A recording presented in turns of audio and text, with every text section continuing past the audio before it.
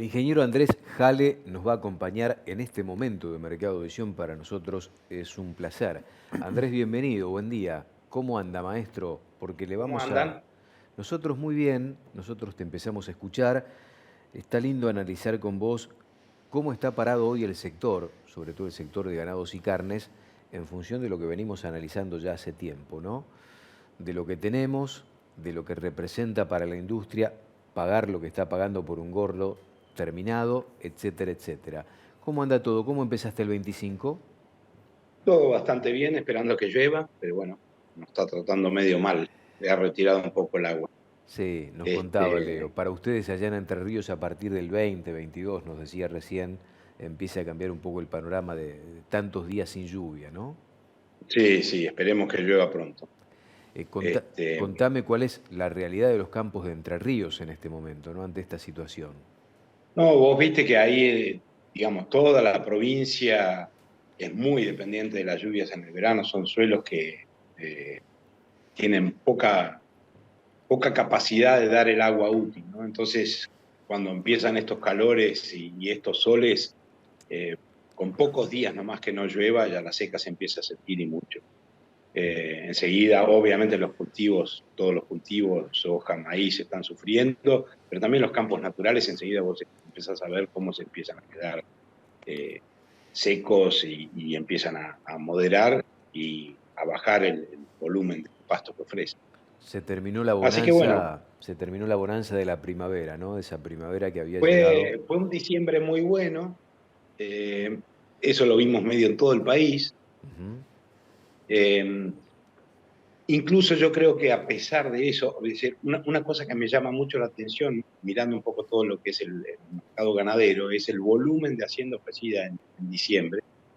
Eh, de hecho, el volumen total supera Sí, ampliamente lo que uno pensaba que iba a ser la faena total, ¿no? Que uno la ubicaba en 13 millones y medio el año pasado sí, y está más cerca de los 14 que de los 13 y sí, medio, sí, bueno, sí. 13 millones 900 en moneda. 13.900, un dato, ¿no? Un dato que Sí. sorprendió con el sprint final, sobre todo, como vos decís, ¿no? Sí, y bueno, yo ahí analizando un poquitito los datos, porque una vez que las cosas suceden, uno dice, bueno, ¿por qué pasó esto? ¿No? Entonces, lo interesante es ver que a pesar de tener un diciembre, un noviembre y diciembre llovedores, vos te encontrás con un diciembre en donde el peso de faena de la mayoría de la hacienda cae, salvo las vacas, vos tenés novillitos, novillos y vaquillonas con un peso inferior al de un año atrás, incluso inferior obviamente Ujú. al de noviembre, ¿no? Entonces, decir, ¿qué pasó acá? ¿Por qué habiendo pasto y habiendo posibilidad de seguir cargándole kilos, esta hacienda sale al mercado? Entonces, uno trata de relacionar y yo ahí te mandé un gráfico, el primer gráfico, en realidad te mandé más de uno, Ujú. donde te muestra la evolución del precio de la hacienda en dólares libres nominales. Lo que vos ves ahí es un diciembre con un valor muy alto, el más alto de la serie, y eso es lo que a mi juicio me incita a pensar, es que mucha gente ha tomado ganancias. Ha dicho, bueno, yo vendo, posiblemente compro algo de dólares o lo que fuere, y me aseguro este valor. Porque si no, no tiene mucha explicación todo esto que ha pasado. Si vos ves que el número de vacas ha bajado, el peso de la faena de las vacas ha subido, y sin embargo las otras categorías, las que son, digamos, eh, eh, típicamente de engorde, han modificado tanto su volumen en más y su peso en menos, ¿no? Entonces yo veo que este último envión en términos de precios y en dólares, para mí ha tenido que ver. Es importante también remarcar que esto que nosotros vemos como dólares nominales, es muy difícil um, ver el mercado ganadero y actualizar los precios debido a la cantidad de intervenciones que ha tenido nuestra economía, ¿no? Ujú. Yo hice otro gráfico ahí, Silvio El y segundo Julio, gráfico, el el no segundo oficiales gráfico, constantes. constantes, claro, que ahí Ahí está, está tomando en consideración la inflación de Estados Unidos.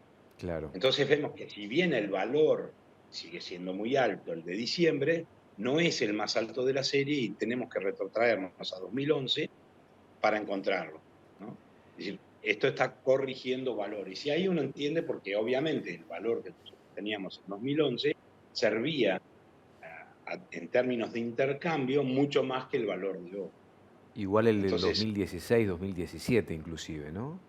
correcto, correcto. Y vos vas a ver, Silvio, que ahí vas a tener una diferencia muy grande cuando yo te muestre este mismo gráfico en pesos constantes. Fíjate vos que en pesos constantes, que es el gráfico que sigue, el tercero, en esos años, 2016, 2017, ya no tenés el pico máximo, o Ujú. uno de los picos máximos. Mm. Es decir, cae. Y esto acá te muestra lo difícil que es analizar todos los precios ganaderos para atrás y su interacción con el resto de la economía, ¿no?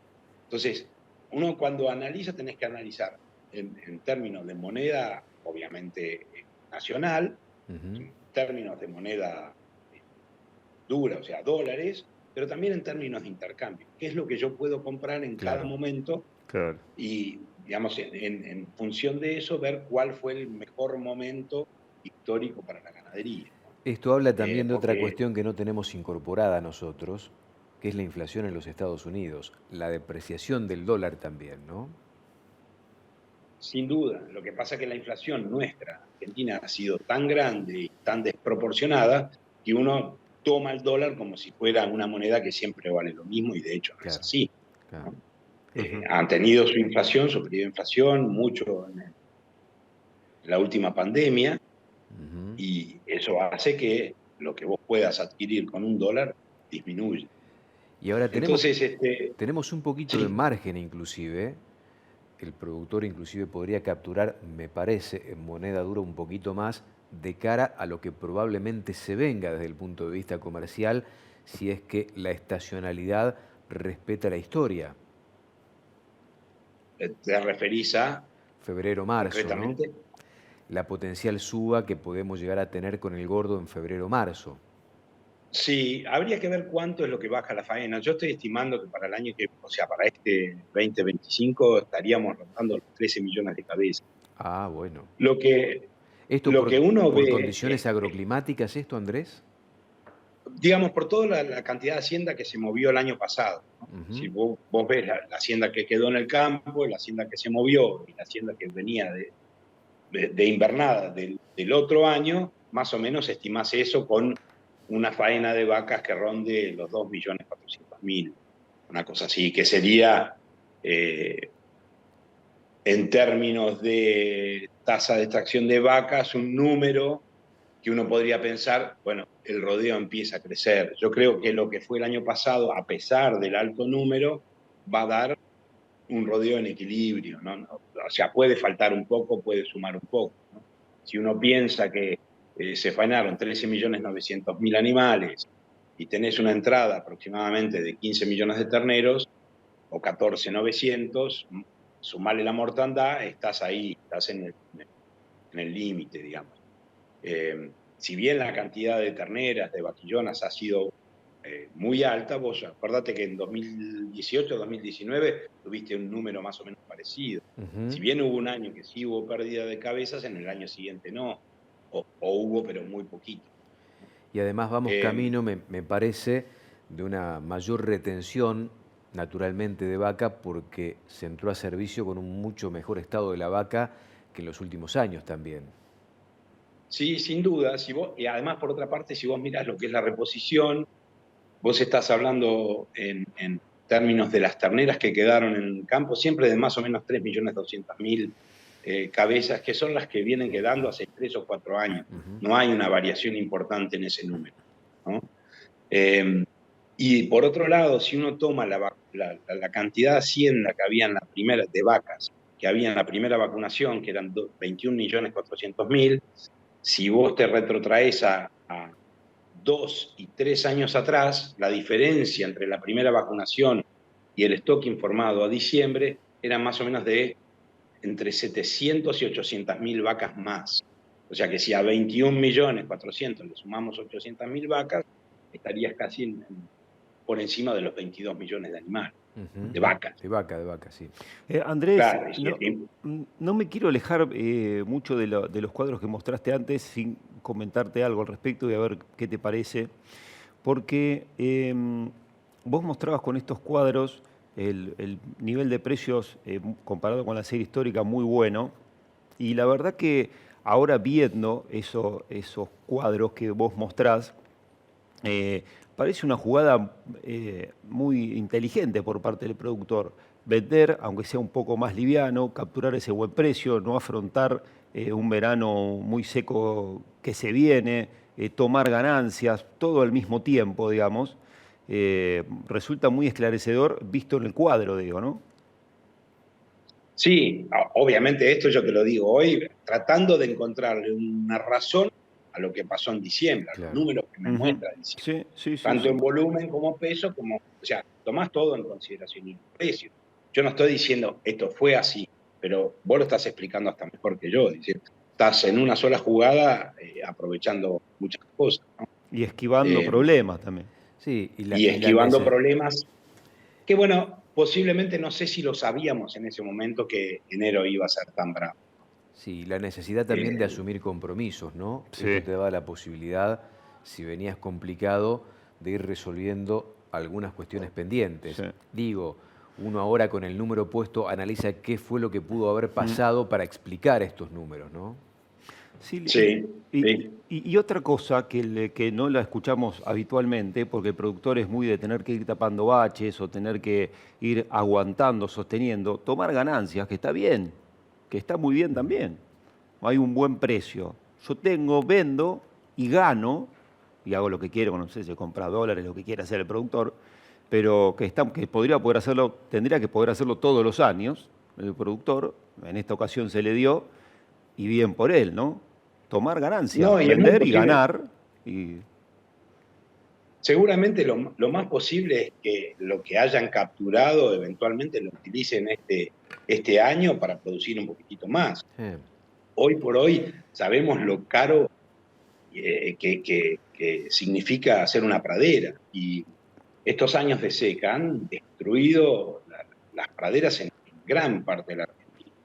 Y eso se ve cuando uno analiza cómo se ha ido movilizando la faena y los pesos de faena a lo largo del año, ¿no? Vos Ujú. ves que la participación del engorde a corral más o menos se mueven en los mismos valores Sí. en términos porcentuales que otros años.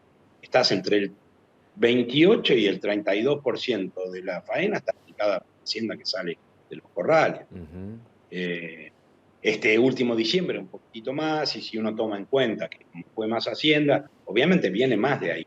Pero bueno, muy posiblemente sea por estas razones que hemos dado Sí, recién, ¿no? y tan atractivo para el productor que yo no sé si lo pudo llevar a cabo, ¿no?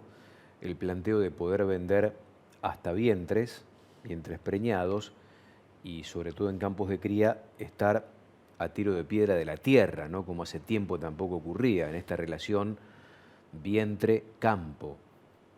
Si tenés la posibilidad, lo que sí yo sé, que tampoco el movimiento de venta Mm, y compra de campos ha sido muy movilizador eh, respecto, obviamente sí, del año pasado, pero no es que tampoco hay una euforia atrás de eso.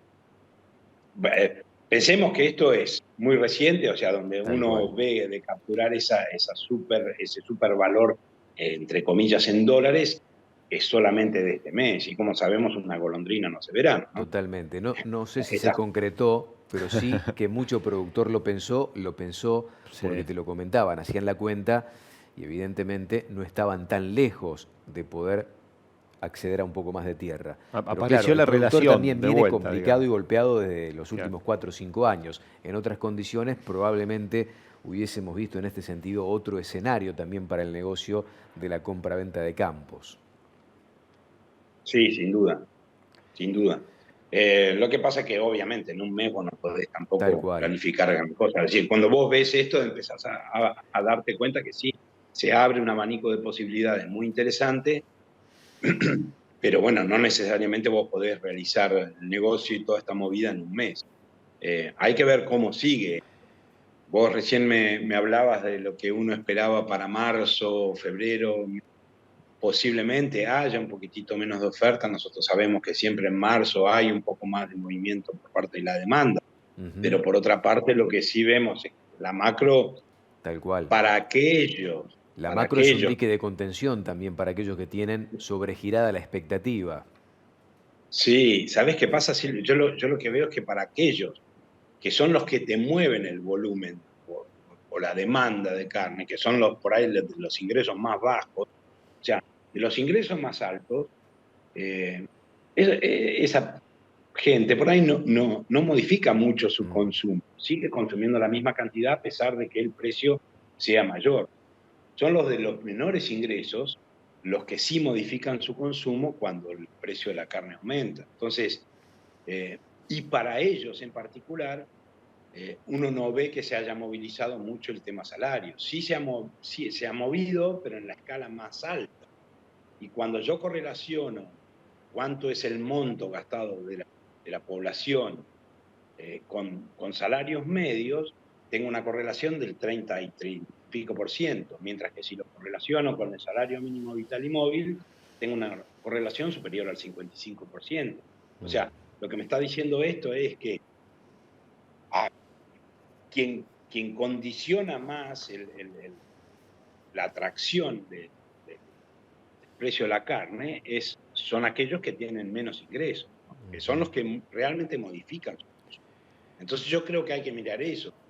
Y desde ese lugar, salvo que la oferta caiga estrepitosamente, pero hoy por hoy no vemos que la gente con menos recursos tenga una situación muy diferente en términos de ingresos. Sí, no le sobra nada como para generar un cambio estructural a lo que venimos viendo. Y en función de eso, No, pensando en un novillo promedio, valores constantes de los que tuvimos en diciembre, vamos a proyectar cómo se puede llegar a mover la invernada también, el terneo de reposición, ¿te parece? sí, yo te pasé ahí un cuarto gráfico donde lo que muestra es la expectativa para un precio de 2.200 pesos, 2.300 pesos, discúlpame, 2.300 pesos, la cantidad de kilos de novillo que harían falta para comprar un kilo de ternero. Y como siempre vemos, en enero todavía queda esto pendiente de diciembre, esto que venimos arrastrando. Ujú. Dicho sea de paso, diciembre se comportó por sobre la Sí, expectativa sí. en enero, y a partir de febrero empieza a caer cuando justamente coincide con la zafra, y otra vez aumenta en la primavera, ¿no? O sea, la salida del invierno, primavera, por una doble condición de una mayor demanda y una menor oferta, porque la zafra se terminó. Entonces, esta sería la expectativa, digamos, eh, que uno debería tener en cuenta en caso de querer comprar o en caso incluso de querer vender también. Si yo no veo un precio del novillo muy diferente al actual. Como te decía la otra vez que nos juntamos, yo veía que vos me preguntaste si veía un aumento y yo te dije que no, yo realmente posiblemente lo más que aspiraba era ver una recuperación de los precios. Pero vos fíjate que diciembre pasado todavía seguimos abajo en términos constantes de diciembre de hace 2023, ¿no? Ujú. Y en un valor importante, creo que era una cosa así como un 25% por debajo del valor de hace un año, digamos. Y eso a pesar del incremento que tuvo, que no era más que una recomposición, no es un aumento genuino respecto de lo que veníamos viendo. Y eso se ve claramente en el gráfico que yo te puse en pesos constantes. Ahí vos podías ver la evolución y ver cómo respecto de hace un año venimos quedando atrás. Impecable como siempre, Andrés, gracias por compartir estos conceptos, esta mirada sobre la actividad con todos nosotros, con toda nuestra gente. Te mando un fuerte abrazo y ojalá llueva por allá, ¿eh? Ojalá, Silvio, Julio, todo lo mejor para este año. Igualmente, el Igualmente, Andrés, mejor gracias. Un abrazo. 2025 posible.